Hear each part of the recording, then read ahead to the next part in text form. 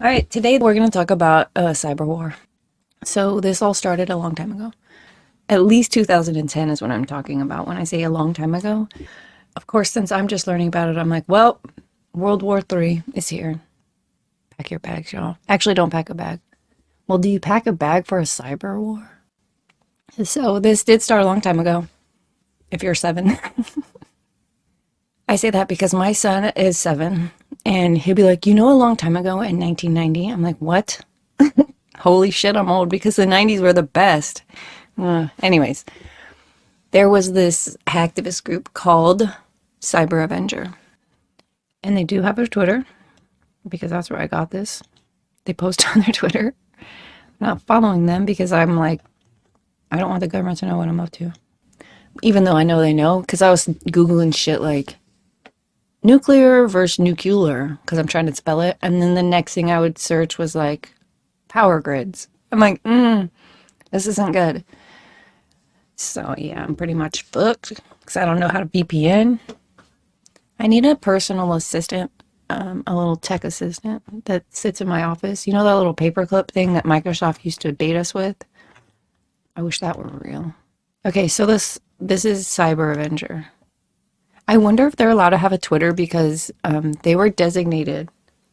Well, I guess they work for an organization that was designated a terrorist group in 2019. So technically, you'd think that they would go after all of its arms and yeet them off of Twitter. But look at them, they got a damn blue check mark. You're telling me that you pay $8, you don't know how to get. I wonder if this is if they hacked this. I don't know. That's probably not even what a check mark looks like. Wait, a second thing before we go further. Can you see this?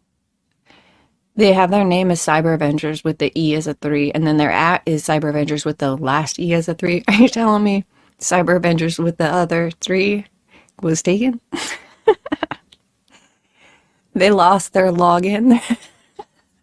This activist group lost their login information, couldn't get into their old account, so they had to make a new one. This is their alt account, their backup account. Okay. No, that's true, but it'd be funny if it was. I should have made this video last night. I'm a little bit loopy because I stayed up to watch an anime. By stayed up, I mean I fell asleep about an hour and a half into it. I'm gonna cut that part out because I don't want you to know that I watched an anime. Okay, I'm so sorry. This is Cyber Avengers, the ultimate hackster groups of the whole world. There are some government docs I can show you. They are part of the Iranian Islamic Revolutionary Guard Corps. Are affiliated cyber actors exploiting vulnerabilities for data extortion and disk encryption for ransom operations. The Joint Cyber Advisory, CSA, is a result of an analytic effort among the FBI and Cyber Security and Infrastructure Security Agency, CISA, and the NSA, National Security Agency, U.S. Cyber Command, USCC. The Department of the Treasury, don't know why. The Australian Cybersecurity Centre doesn't exist. The Canadian Centre for Cybersecurity, Supergate. The United Kingdom's National Cyber. Okay, I was gonna just make fun of all these names because I hate acronyms. I read this one. CISA is the agency. If you've watched my show at all, you know that they are the ones who are intimately embedded in the government's current actions to stifle free speech. Like right now, they are shitting all over the First Amendment and the Constitution to shut down people's speech with regard to politics, election, medicine, just overall narratives that they don't find agreeable.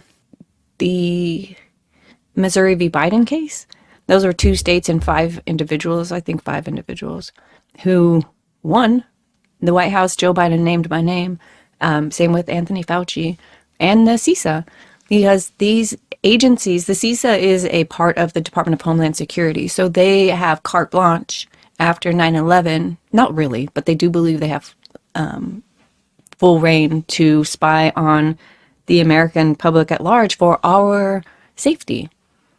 And in that video, I told you that America's only problem is our bridges are too short, or the people who run these agencies are too tall.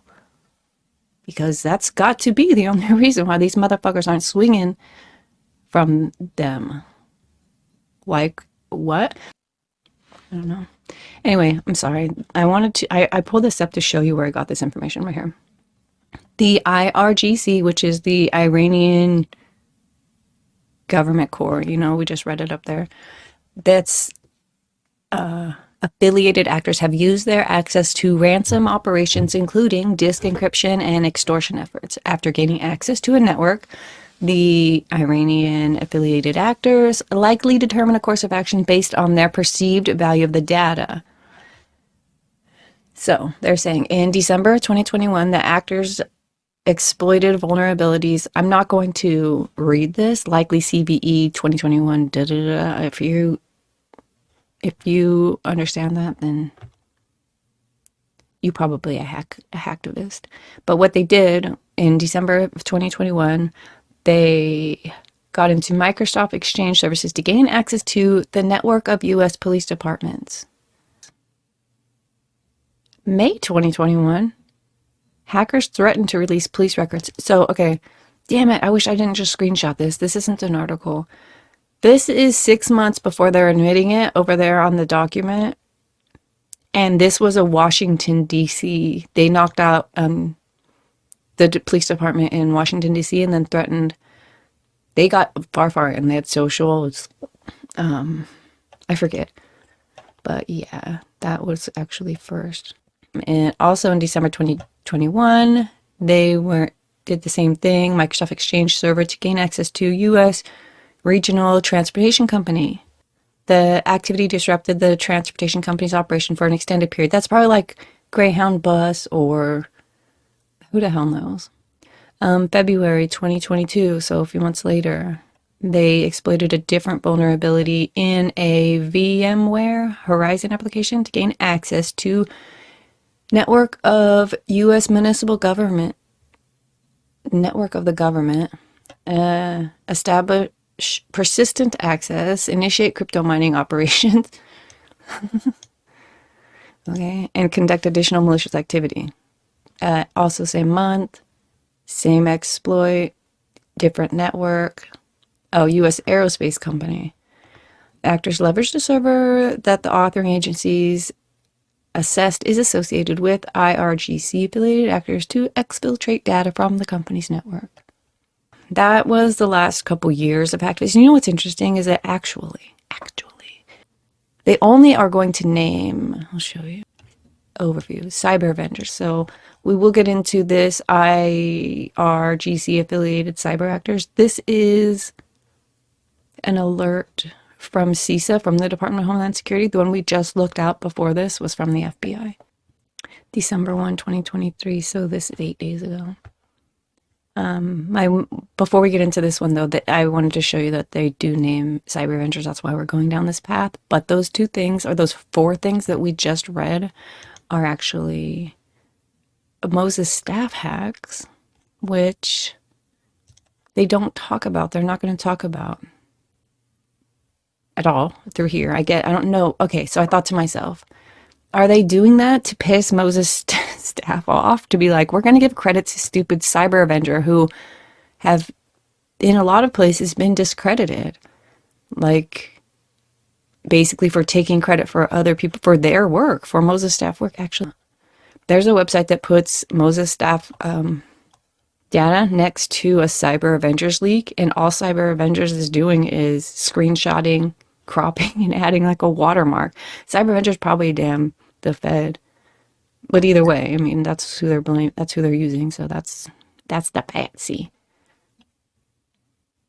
So they're not going to mention Moses staff. I wanted to, so you knew I wasn't complete factually inept. Today, Cyber Avengers is on the radar, not because of their 2021 or 2022 activity, but because of this report that came out. Well, this report but more specifically because of like 5 links in my Twitter DMs saying this shit matters.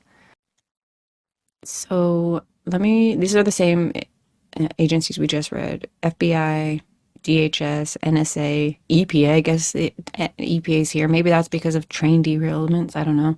And Israeli National Cyber Directorate, INCD, are disseminating this joint cyber advisory to highlight continued malicious cyber activity against operational technology devices by Iranian Government Islamic Revolutionary Guard Corps, IRGC.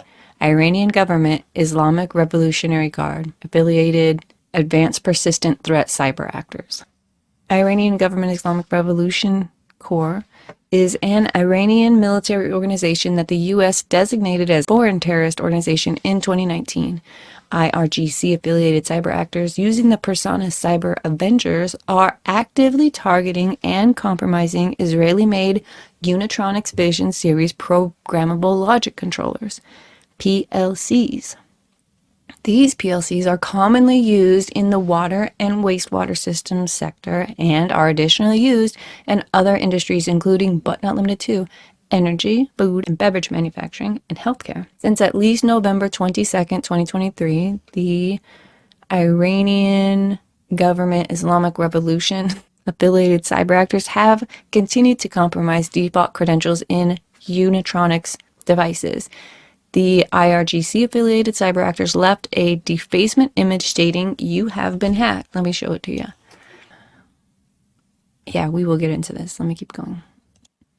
The victims span multiple U.S. states. The authoring agencies urge all organizations, especially critical infrastructure organizations, to apply the recommended list in the mitigation section of this advisory to mitigate risk of compromise. For more information on Iranian state-sponsored malicious cyber activity, see the Iran Threat Overview. Cyber Avengers is an Iranian IRGC cyber persona that has claimed responsibility for numerous attacks against critical infrastructure. I think that's key. Has claimed responsibility. I don't think they've been found to be responsible, but sure, I guess that's one way to say it. What are these articles? Municipal Water Authority. For this one, Israel's largest oil refinery website offline after DDoS attack. The group claimed responsibility for cyber attacks in Israel beginning in 2020. Cyber Avengers also reportedly has connections to other IRGC-linked groups known as Soldiers of Solomon. Most recently, Cyber Avengers began targeting U.S.-based WWS facilities, water and wastewater system. The threat actors compromised Unitronics PLCs with human-machine interference. These compromised devices were publicly exposed to the internet with default passwords and by default are on TCP port 2256. The compromise is centered around defacing the controller's user interface and may render the PLC inoperative. The authoring agencies have observed the IRGC-affiliated activity since October 2023, when the actor claims credit for the cyber attack against Israel's PLCs on their Telegram channel. Since November 2023, the authoring agencies have observed the actors target multiple U.S.-based water and wastewater facilities that operate those same PLCs. Municipal Water Authority of Ali Quipa said on Saturday that one of their booster stations had been hacked by Iranian-backed cyber group. Matthew Motz, the chairman of the board of directors of the authority, confirmed that the cyber group known as Cyber Avengers took control of one of the stations. An alarm went off as soon as the hack had occurred. Oh, nice and loud. Doesn't make any sense. Motz added that the station, located on the outskirts of town, monitors and regulates pressure for Raccoon and Potter townships and stresses that there is no known risk to the drinking water or water supply. What was I watching? Someone called in and said that they were told to drink bottled water after this. Right now in Pennsylvania. If you know someone in Pennsylvania, share this with them. I'm curious if that's true. They're saying every equipment made in Israel is Cyber Avengers legal threat. I don't know why I think this is just our government preparing us for this. This is for sure going to happen, and they need to make it look like they're responding and not targeting. This is going to be up to you to decide. Why does this matter for us? Is that what you're saying in your mind? Like, who fucking cares? First of all, before I go too far, the FBI will give you $10 million if you have information on or about the activities of Mansour Ahmad Khatibi, Agata, and Amir Ravari. If you've seen these guys, you're one rich mother. If these are your neighbors, you are one rich motherfucker. If you're a snitch, I would assume for 10 milli, you might be sick of smelling what they got cooking.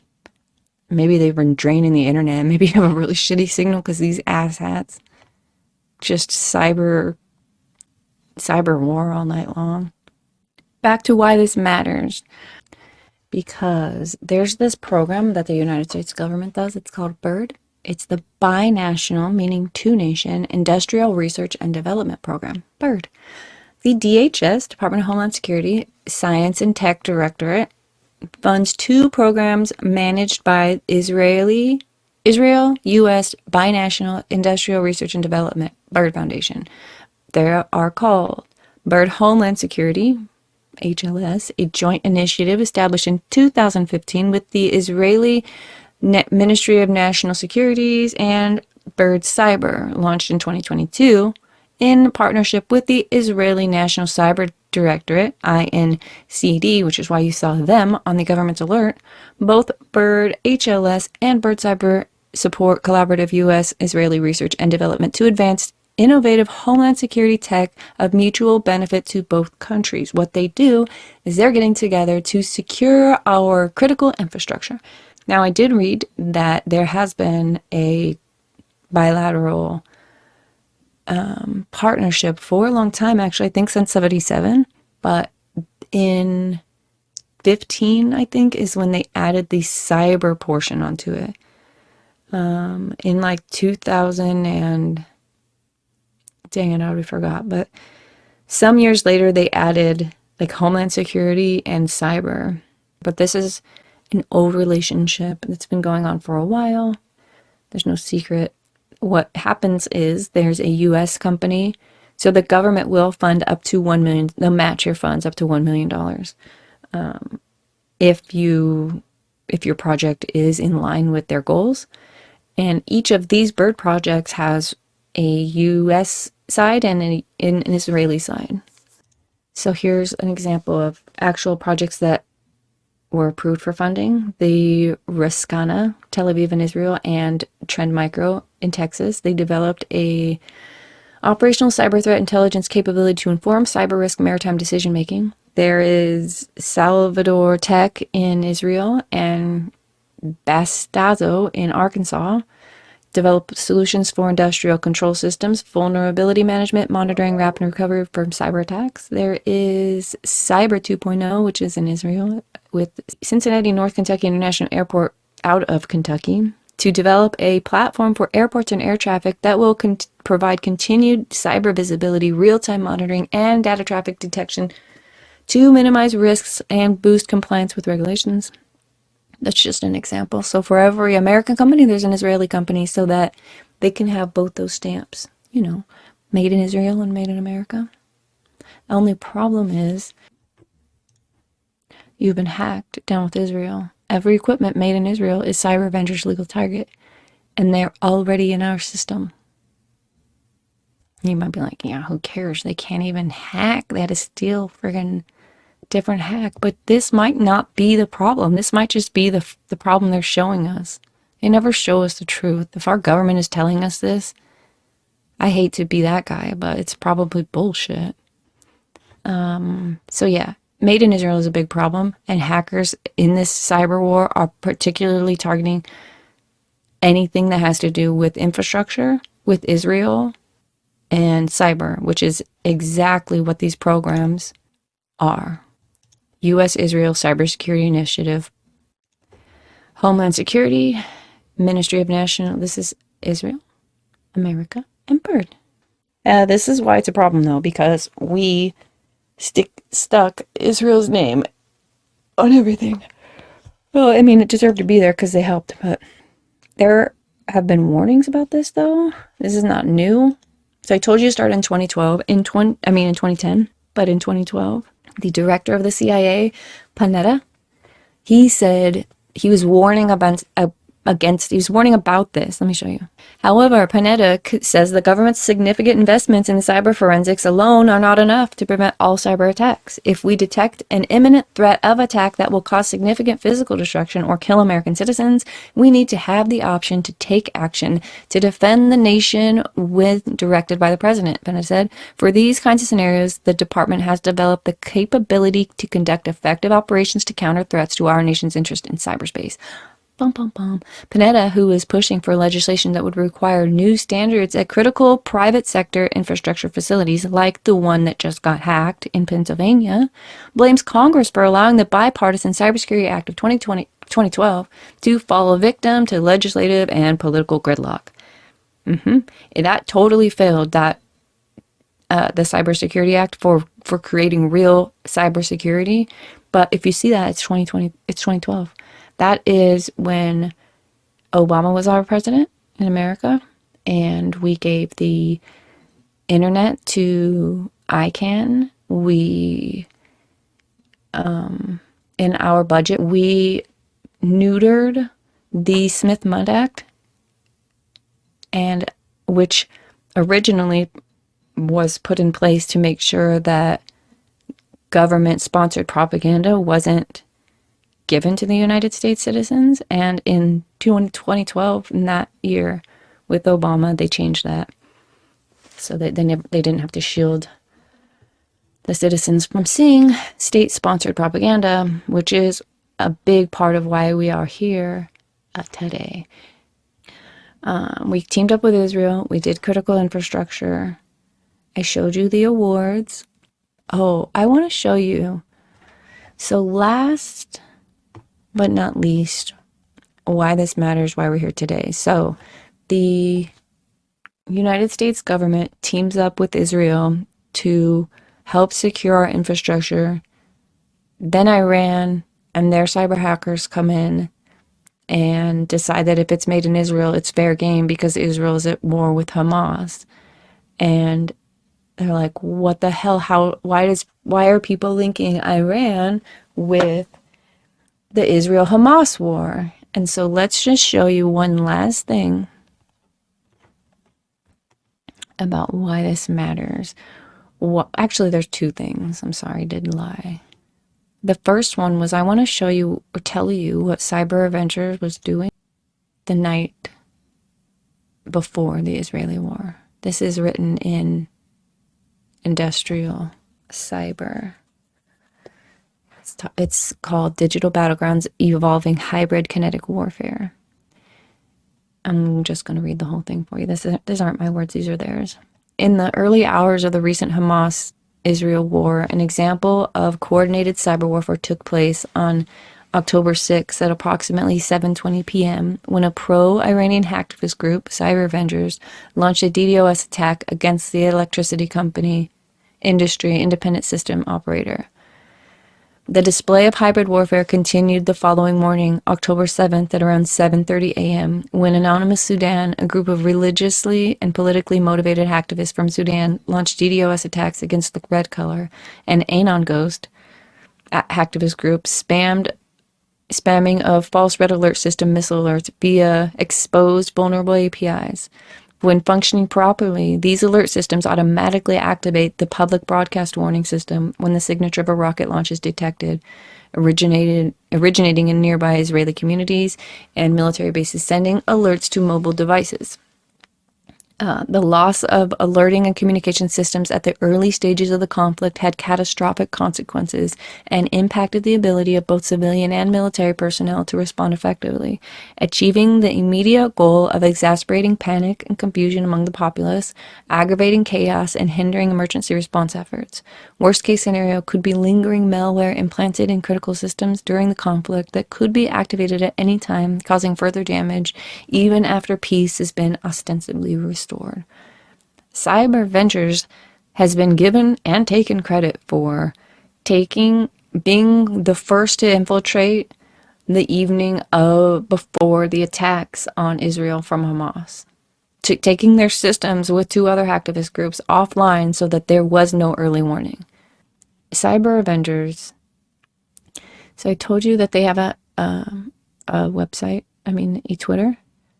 I'll show you their messages. Before they came here, they did this. In the name of God, this is a post when they were in Israel. They took out, we have infiltrated the 10 water treatment stations located in Hedra and all these other places. Once we obtained access to their network, established to manipulate, wipe, and destruct all industrial equipment, such as SCADA systems, PLCs, sensors, and HMIs. To the residents of the occupied territories, your prisoners of war life is worthless to your rulers. So this is the first one. When they posted this on Twitter, it says 1 of 10. This one is 2 of 10. So I don't know what 3 of 10 is going to be. So the first one, this first one is October 30th. This is end of October. This second one, end of November. So maybe the end of December 3 happens. I can't even imagine it's going to take 8 more months for this.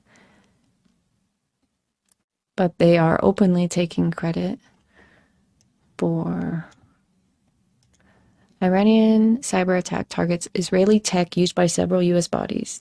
And we are going to find out what is going on in the mind of these hacktivists. So when I looked up Iran attacks, cyber attacks, to find out who else is talking about this story, what else is there, I didn't find anything, but I did find this one from 2 or 3 years ago. Let's listen. I clipped it. We're 5 minutes. It's a 20-minute video. It's really good. You should go watch it. This will be just the gist of it. In 2010, a computer virus was discovered in thousands of the control systems that operate factories, power plants, and nuclear reactors around the world. It could halt oil pipelines, destroy water treatment plants, and bring down entire power grids. This virus was called Stuxnet. Inspectors from the International Atomic Energy Agency were visiting the Natanz uranium enrichment plant in Iran. They noticed that the centrifuges, which are used to enrich uranium gas, were tearing themselves apart, one after another. Meanwhile, a computer security firm in Belarus got a strange request from a client in Iran. Their machines were rebooting over and over again. Even completely wiping the hard drives and reinstalling the operating systems didn't help. Then, analysts transferred Stuxnet to a new computer just to see what would happen. The machine was a state-of-the-art, highly protected workstation designed for cybersecurity threat detection. But as soon as the Stuxnet files were copied over, the new computer was immediately infected without anybody doing anything and without triggering a single alert. When you install software in your computer, it needs to be digitally signed with a trusted certificate, and the developer supplies a certificate that your computer checks against trusted manufacturers, Apple, Logitech, whatever. But Stuxnet didn't have altered certificates. It had valid certificates stolen from 2 trusted sources. And when the creators of the Stuxnet worm signed their files with a stolen cert, they wanted to make sure that Windows would install it very quietly without any warning. And if anyone bothered to look at the cert, they wouldn't care because it was valid. Now, stealing a valid digital signature is like trying to rob a bank vault that's locked inside another bank vault. The security around them is sci-fi spy movie level stuff. They had to physically steal the certificate. As soon as Stuxnet infected a computer, it started probing the system, looking for flash drives, USB sticks, and other storage devices. What security experts had discovered is one of the rarest and most dangerous kinds of software vulnerabilities. What security experts had discovered is called a zero-day exploit. That means there are 0 days of protection against it. Nobody knows about a zero-day vulnerability except the attacker exploiting it. Cybersecurity companies research over 12 million viruses a year.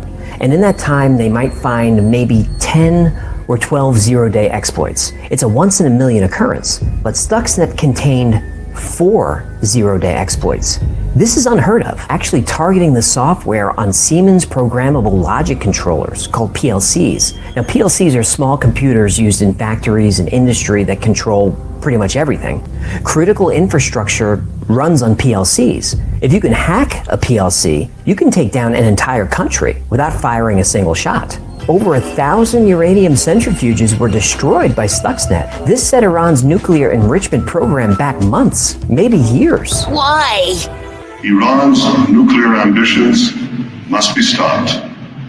They have to be stopped. We all have to stop it now. That's the one message I have for you today. Thank you. So the U.S.'s intelligence community, including NSA, CIA, and the newly formed U.S. Cyber Command, got to work on what they called Operation Olympic Games. Olympic Games was a campaign of cyber intrusion, disruption, and sabotage of Iranian. Now, officially, no country has acknowledged developing Stuxnet, but through leaks at NSA and CIA, and using common sense, it's generally believed that Stuxnet was developed by the United States with help from Israel, the UK, and their allies. It's an act of war. Please, let's be frank here. When you have the resources of an entire country deployed for state-sponsored attacks, the world becomes a much more dangerous place. Stuxnet is the best cyber weapon the United States has ever developed, and it gave it to the world for free. Natanz in Iran was a brand new nuclear facility with an air-gapped network and a team of security professionals working around the clock, and it was taken down easily. But a lot of industrial control systems are not as sophisticated. Some are connected to the internet without default passwords, and many systems crucial to a country's infrastructure are running software that's 30, even 40 years old. Iran has already said that cyber attacks will be answered with cyber attacks. And I think we can assume that in world history, global powers maintain their status through wealth and military might. But today, you don't need $1 trillion defense budget in order to impose your political will on the world. Now, all you need is a dozen smart programmers and lots of Mountain Dew. Now that the world's richest and poorest nations all employ skilled hackers, is cyber warfare like the nuclear arms race, where mutually assured destruction means that no country would dare attack another? I mean, surely no country would risk retaliation by unleashing further chaos on the world, right?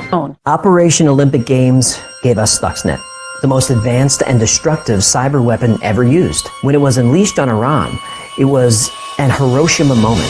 And like Hiroshima, Stuxnet was only the beginning, a test case for more advanced, more devastating cyber weapons. And one of those weapons has already been deployed. That weapon is Nitro Zeus. So in case diplomacy failed and war broke out, the United States had and has a cyber contingency plan. The plan, codenamed Nitro Zeus, is a virus far more complex than Stuxnet and was developed by thousands of people at a cost of hundreds of millions of dollars. Nitro Zeus, or NZ, was designed to infect Iranian infrastructure and await orders. So that was years ago, a few years ago. Let's read this one more time with all of that in mind. This is December 1st, 2023. We gave the internet away. We let ourselves be propagandized. And we, while all being warned by the intelligence community that that was a problem. But the government obviously didn't see it as a problem because they already had their Trojan horse in the door just awaiting orders. So I don't know if they want to go to war with Iran, but it seems like Iran is done fucking around. Okay, so let's read this. Remember earlier I was like, why are they saying these other names? Was it here or was it the FBI?